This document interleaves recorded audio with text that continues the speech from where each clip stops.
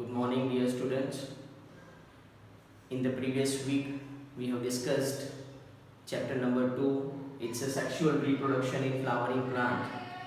We have discussed many of the topics in chapter number 2, sexual reproduction in flowering plants. That includes a structure of flower, how the gametes, male and female gametes, are produced by their respective organs like stamen and carpel. How the process of formation of gametes takes place, means microsporogenesis and metasporogenesis. We have also discussed a gamete transfer process, means pollination, and what are the agents for transfer of this pollen grain, what we call it as pollination agents, the biotic and abiotic factors that involve in a pollination agents. We have also discussed artificial hybridizations to achieve our goal. We have discussed double fertilization, formation of endosperm and formation of embryo have been discussed. So now currently we are discussing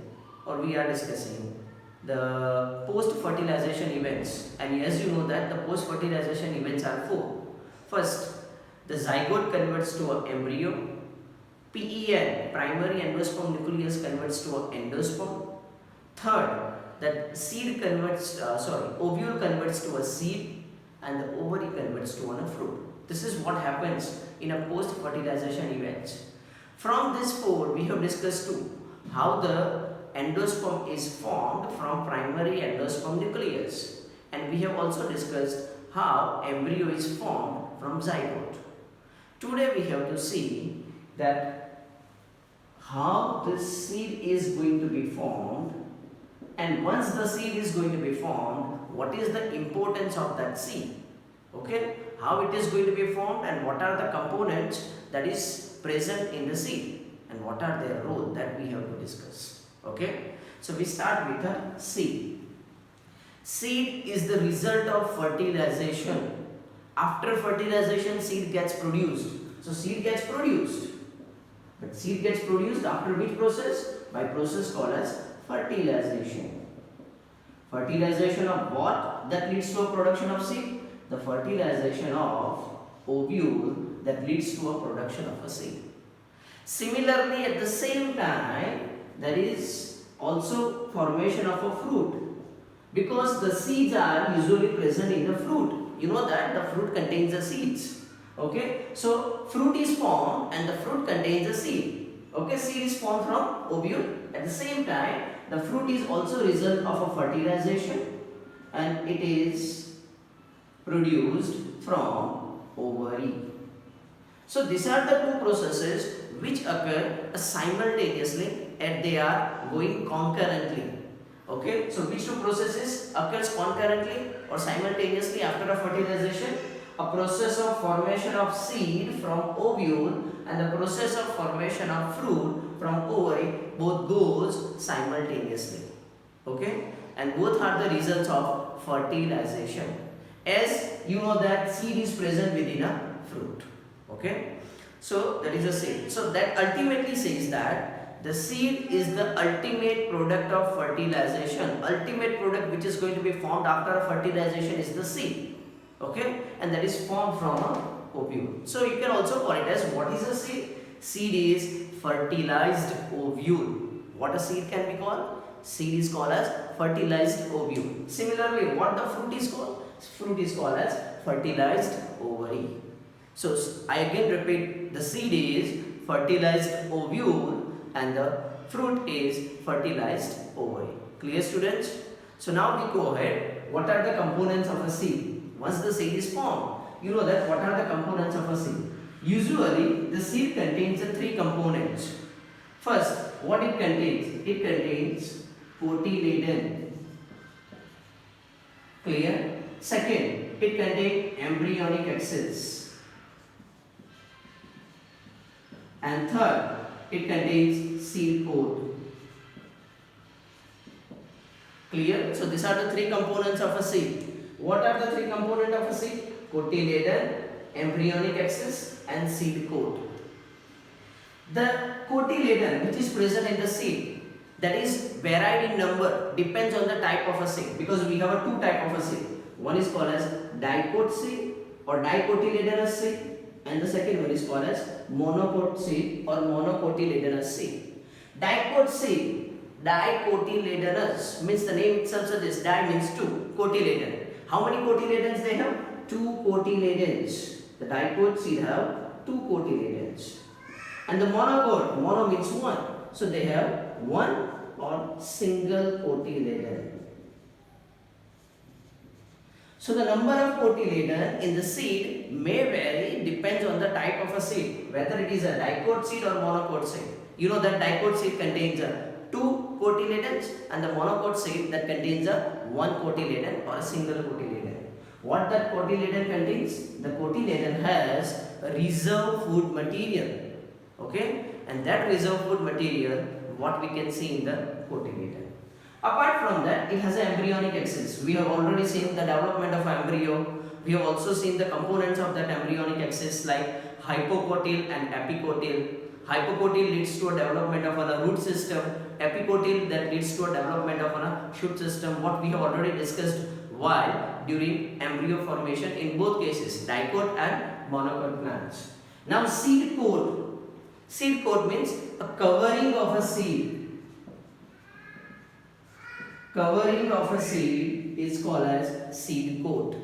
Okay, so these are the three usual components which we find in the seed. Which are the cotyledon, embryonic axis, seed coat. Cotyledon may be either two or one, depends on the type of seed, and they are filled with reserve food material.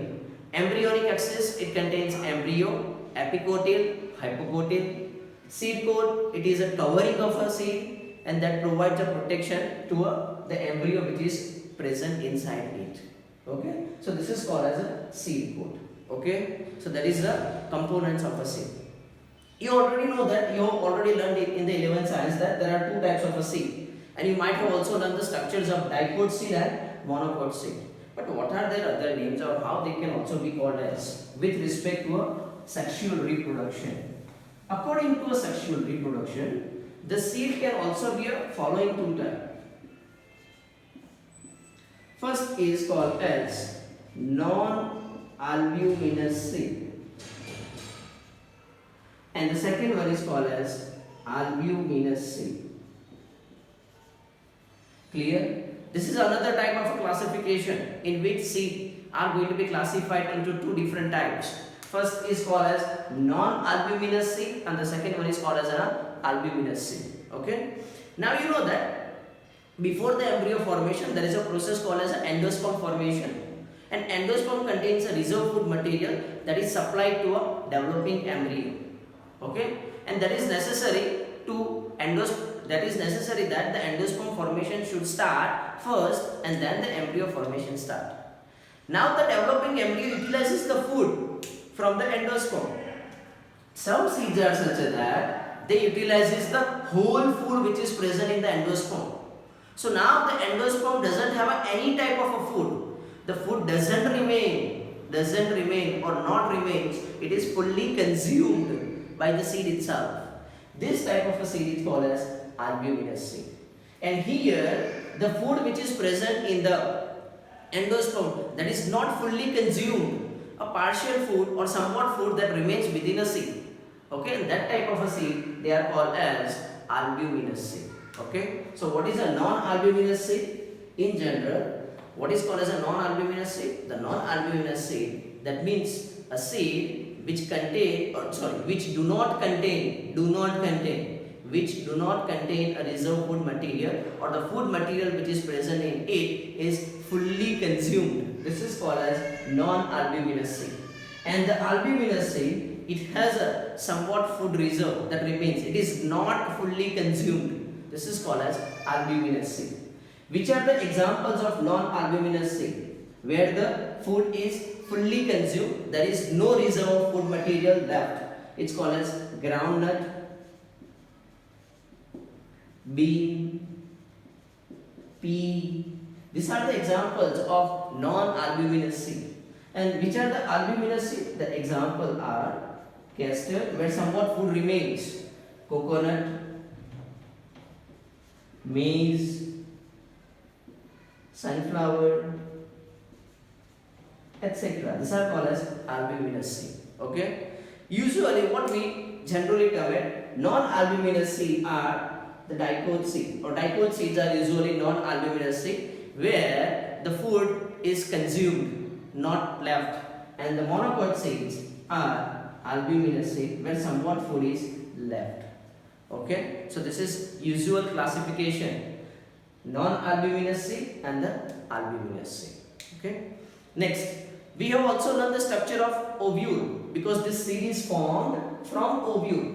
Okay, so you should know the structure of ovule. Ovule is oval in shape. It is attached with a stalk-like portion. Just try to remember what we have learned. This is called as funicle. It's attached to a region of oval, that's called as hilum. Okay, there is a one pore. This pore is called as micropyle. Okay, so there is a two coverings, either one or two coverings. These two coverings are called as integuments. Inside the integument there is a presence of nucellus, and nucellus contain embryo sac. Okay, nucellus contains an embryo sac. Now this gets fertilized. This ovule gets fertilized, and that results into a seed. Now we have seen when the embryo sac, that embryo sac gets formed into an embryo, an endosperm. Endosperm and the embryo is formed from this part. But now what happens to this part? Nucellus, integuments, micropyle, they are the part of a ovule. When it gets fertilized, what happens to this part? We have discussed regarding this embryo sac. In embryo sac, when it gets fertilized, that leads to a formation of an endosperm and embryo. But what happens to these other parts? That we have to discuss in a seed. Usually you know that nucellus, it's a filled with a reserve food material. Okay? While fertilization or while growing, usually this nucellus or the food material which is present in the nucellus, that is going to be utilized by an embryo sac, developing embryo sac. But we have an exception of seeds where the food material which is present in the nucellus, that is doesn't fully utilized, and you can find a remnant of food in the nucellus. Remnant or remaining of food you can find into a nucellus. Okay, and that can be observed in black pepper and beet. Clear? Remember these two examples. In these two seeds, seeds of black pepper and the beet, the remnants of nucellus is found where the somewhat food material gets remain, and this type of material is only found into such kind of a seeds. And this after fertilization, that's called as perisperm. What it is called? Perisperm. So what's a perisperm? Perisperm means a remnants of food material found in a nucellus. This is called as perisperm, and it is observed in which case? It's observed into a black pepper and the beet. This is very important regarding to an examination point of view. Okay. Now what happens to this intake? That's about the nucellus. Okay. Usually nucellus, the food which is present in the nucellus, that's consumed. Okay. There are few exceptions where it is not fully consumed and some remnants can be found, called as black pepper and the beet. What we call it as perisperm. Okay. Now what happens to this integument? Integument means it's a covering. The covering of a ovule. When it gets fertilized, that becomes a covering of a seed. So integuments, that's converts into a seed coat. Integument is the covering of ovule. When ovule gets fertilized, that integument converts into a seed coat, means it becomes a covering of a seed. Okay. What happens to this micropyle? The micropyle is a small pore. Okay, which is usually found at the apex. That small pore that remains as such while developing or maturing a seed. Through this small pore, the water and the oxygen enters in the seed. So when you sow a seed, the water and oxygen that enters into a seed through this small pore, micropyle. Okay, and that helps in the germination. Okay, so this is a small pore that remains as such on the seed, through which the entry of water and oxygen will take place. Okay, so that's all about how the various parts of a ovule gets converted into a various parts of a seed when it gets fertilized. when it gets fertilized.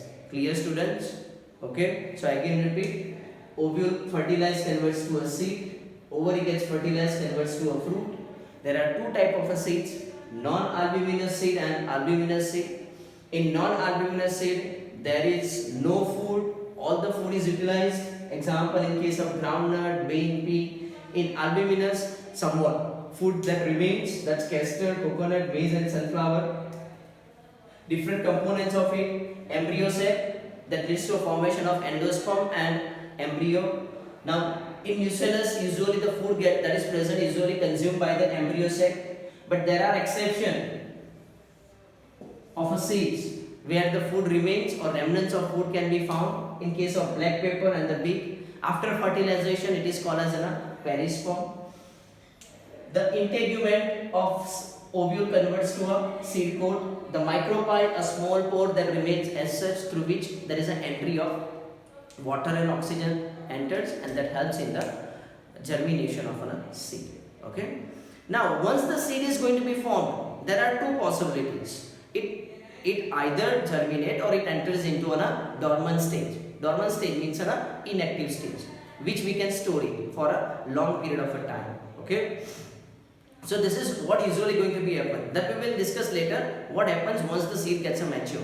But one thing, once the seed gets mature, the water content that is present in the seed that gets reduced. During the maturation, once the seed is formed, now it starts to mature. And when it starts to mature and when it becomes a mature, the water which is present in the seed, they gets evaporated or reduced, and so that's why the size of a cell gets size of a seed gets reduced. Usually 10 to 15% water which is present in the seed, they gets evaporated and reduced, and so that's why the mass of a seed also gets reduced. That what happens in the case of a maturation of a seed. Okay, students.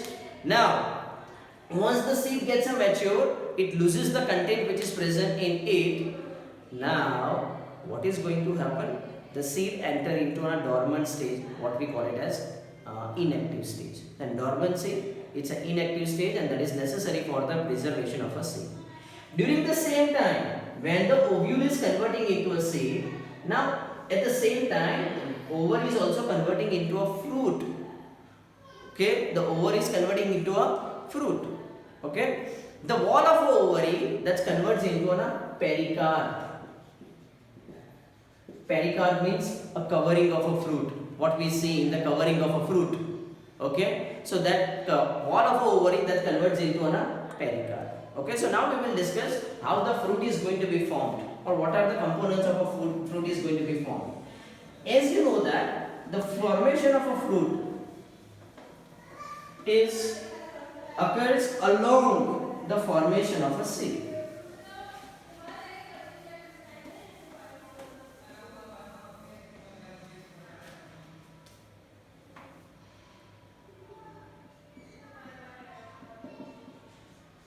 So formation of a fruit, this formation of a fruit, it occurs along the formation of a seed. Okay, how the fruit is formed? The fruit is formed from ovary. When ovary gets fertilized, it leads to a formation of a fruit. And now you already know that the wall of this ovary that gets converted into a pericarp of a fruit, and the seeds are present within this fruit. Seeds are present within this fruit. The fruits which are going to be produced are usually two types. First is called as fleshy fruits, and the second one is called as dry fruit. What is called as a fleshy fruit? Fleshy fruit, that means the contents of a fruits are fleshy in nature, like what we observe in case of mango, tomato, orange. You see the inner component or components of a fruit, it's a fleshy in nature. Okay, even you can also consider coconut, it's fleshy. Okay, there are lots of fruits, even apple, strawberry, many, where the content of a fruit, they are fleshy in nature. Such type of a fruit is called as a fleshy fruit. If the content that is not fleshy but it is a dry, then this kind of a fruit it's called as a dry fruit.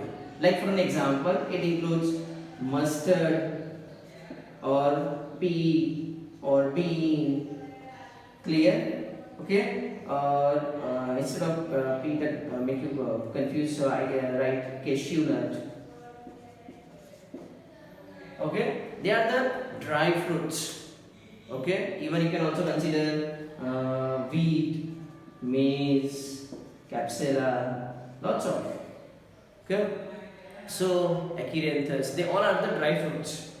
Okay, so fleshy fruits and the dry fruits. If the content is fleshy, then it's called as fleshy fruit, and if the content is dry, then it's called as dry fruit. What you have already learned in the 11th science, the different types of a fruit. So we don't go in a detail. Now another type of a classification of a fruits. Another type of a classification of a fruit. So what it is? It's called as a true fruit, and second is called as false fruit. What is true fruit? Usually know that what is a fruit? Fruit is fertilized ovary. After fertilization, the ovary gets converted to a fruit. So you can call it as fertilized ovary is called as a fruit. This is usual definition of a fruit. So if the fruit, it develops from an ovary, such type of a fruit is called as true fruit. And in most of the circumstances, this happens. But we also have some examples in which the fruit is formed other than ovary. It is not formed from ovary, but it forms from other parts of a flower. But it is not an ovary, it's other than ovary. Then this type of a fruit is called as false fruit. Okay. So what is a true fruit? The true fruit means it develops from the ovary. It is a fertilized ovary. And what is called as a false fruit? The false fruit, it develops from the other parts of a flower, but it is not ovary. Okay, so this type of a fruit is called as false fruit. Like for an example, I will give you example of false fruit. Apple, cashew nut. Okay, so these are the fruits which develops from not ovary. They develop from other part, and they develop from thalamus, a part of a flower, thalamus, lower part of a flower, from which this fruit is developed. So it comes under the category, what we call it as false fruit. What we call it as false fruit. Okay. So this is two type of fruits, true fruit, and the second one is called as a false fruit. Now, but we also have exception. Usually, whatever the case, true or false, in both cases, a process occurs. What we call it as fertilization. Here, there is in true fruit, there is a fertilization of ovary, and in false fruit, it is fertilization of some other part, but it's other than ovary. But ultimate thing, whatever it may be, there is a process called as fertilization. Okay, but we have an exception also. Like for an example, there are fruits which develops without fertilization. Remember, it's very important. The fruits which develop without fertilization, they are called as parthenocarpic fruit. What it is called as parthenocarpic fruit. So what is a parthenocarpic fruit? It's very important. Remember the definition. What is parthenocarpic fruit? The parthenocarpic fruit, that means the fruit which develops without fertilization. Without. Okay. So without fertilization, fruit which is going to be produced, that's called as a parthenocarpic fruit. Like for an example, banana. Banana is an example of a parthenocarpic fruit. And this parthenocarpic fruit are seedless fruit. Okay, you can see the banana doesn't have a seeds because here it is produced without fertilization. And as the process occurs without fertilization, seed is not going to be formed. And such type of fruit are called parthenocarpic fruit, like what happens in the case of a banana. Okay, you can also induce this parthenocarpy into a fruit by application of hormones. Okay, the hormones can induce parthenocarpy into a flower, okay, or fruit. Okay, and this is called as parthenocarpy. Okay, so what is a parthenocarpic fruit? The parthenocarpic fruit, that means a fruit which develops without fertilization. This is called as parthenocarpic fruit. Okay, next. So just see how many types of fruit: true fruit, dry fruit, fleshy fruit, dry fruit. Fleshy fruit, the inner component is fleshy. In dry fruit, it is inner component is dry. It's again another classification, true and false fruit. True fruit develops from ovary, false fruit it develops from other than ovary. But both are the result of fertilization. There are few exceptions in which the fruit is produced without fertilization, and that is called as parthenocarpic fruit, like seen in a banana. Next.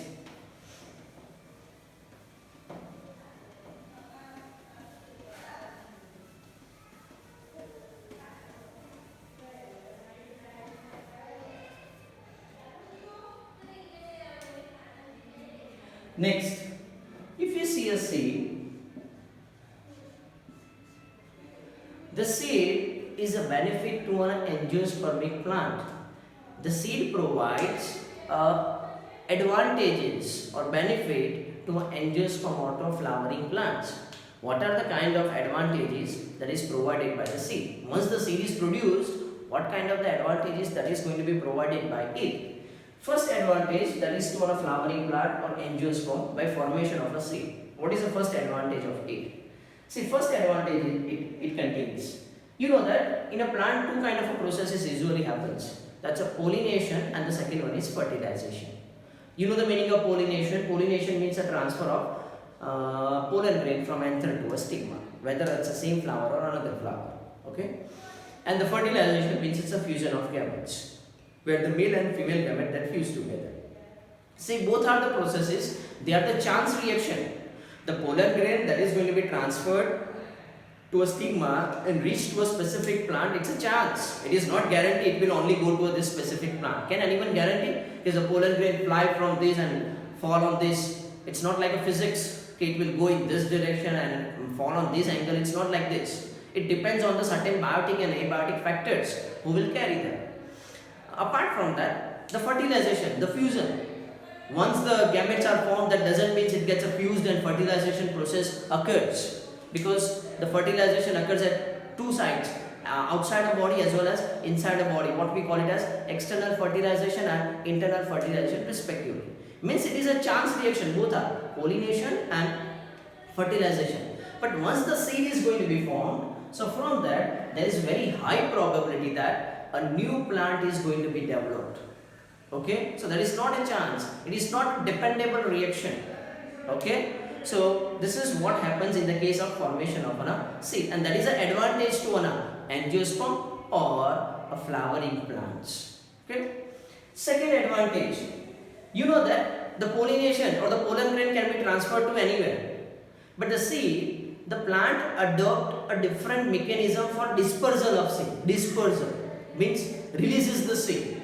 Plant has a different mechanism for dispersal of a seed, and due to a dispersal of a seed or different mechanism of dispersal of seed, the seed may go to a different location or geography, and that's why there is a better chances of development of a new plant from it, and this is called as advantage to a angiosperm plant or the flowering plant. Apart from that, the seed, you know that seed contains a small amount of a food. This food is providing a nutrition to a embryo which is present inside it. So until from seed a plant develops or plant germinate and the leaf are produced and they become a photosynthetic, until then they also need a nutrition, and that nutrition is provided by the nutrition which is present in seed itself. Means for nutrition it doesn't have to look after the other. Okay, so that is an advantage. Okay, next, apart from that, the seed is covered by a seed coat. Usually the seed coat is hard and tough. Okay, and that is when this seed coat is hard and tough, it provides a protection to a developing embryo which is present in it. Means the embryo becomes a protected, and it's a seed that is formed by the fusion of male and female gamete.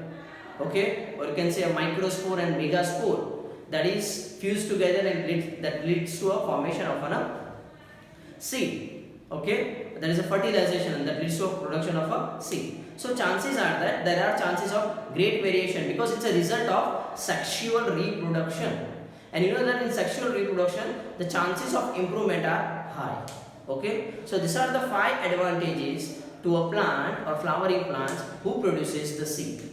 First advantage, the pollination and fertilization, they are somewhat independent processes, but here that seed formation is a dependable process. Second advantage is that the plant develop or adapt a different mechanism for dispersal of seeds, and so that's why they can better grow.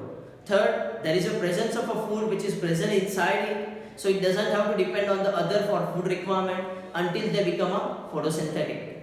Fourth, the seed is covered by seed coat, means they are protected, the embryo which is present in it, it is well protected. And fourth, the seed is a result of sexual reproduction, hence there is more chances of variation and more chances of improvement in characters.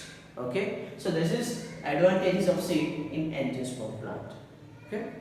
Next, usually what happens, once the seed is produced, it is dispersed. Next, two kind of a processes occurs. One is called as dehydration, what we call it as loss of water, and the seed becomes a mature. And once there is a dehydration, the seed becomes a dormant. So these are the two characteristics of a seed, dehydration and dormancy, and by which the seed becomes a mature. Clear? Now if you provide a proper condition like oxygen, temperature, sunlight, you know the basic requirements for growth of a plant. If you provide such good conditions to this seed, from this seed will germinate and new plant is going to be produced. Okay? Otherwise, they can remain a dormant. Dormant means it is living but it is inactive. And how much time after the seed is going to be released from a fruit? For how much time the seed can remain viable? Once it is liberated from a plant or it gets separated from a plant, for how much time this seed can remain dormant and again can germinate? We have two examples. You have to remember. First example is lupine. So lupine. His scientific name is Lupinus arcticus. Okay, scientific name is Lupinus arcticus. The seed of this plant, lupine or Lupinus arcticus, that proof shows that the seed of this plant that remains dormant for 10,000 years. Okay, that remains as such for 10,000 years, and after 10,000 years that seed has flowered and produced a new plant, and this is a record, Lupinus arcticus. Okay, that was found in found at Arctic tundra. This is a location, okay, where it was found. Okay, so you have to remember this example. This plant, seed of this plant has flowered and produced a new plant even after 10,000 years ago. That means that seed remains dormant for 10,000 years. When it gets a proper condition of oxygen, temperature, light, water, then again they germinate. Okay, which was found at Arctic tundra. That is important with a MCQ point of view. Okay, or examination point of view. Next, another recent seed was found, which was also remained a long period. That is of seed of a date palm. Okay, and that remains active for 2,000 years. Dormant. That remains dormant for 2,000 years. Okay, a date palm seed. Okay, and that was found at the King Herod's palace while excavation or archaeological excavation. This seed was found, and we are capable of producing a new plant from this seed. Okay, these are the two examples. That means a seed can remain viable for certain time period. For some seed it may be few years, in some seed it may be few decades, in some seed it may be few centuries, even more than that. Okay, that can remain viable. Okay, so you have to remember these two examples. So today we have seen a seed, a part of a product which is formed by a fertilization of an ovule. Okay, now only just two topics have been left: apomixis and polyembryonic. Afterwards we will finish the chapter and then we will do a revision. Okay, so till then keep watching, keep learning, like and subscribe this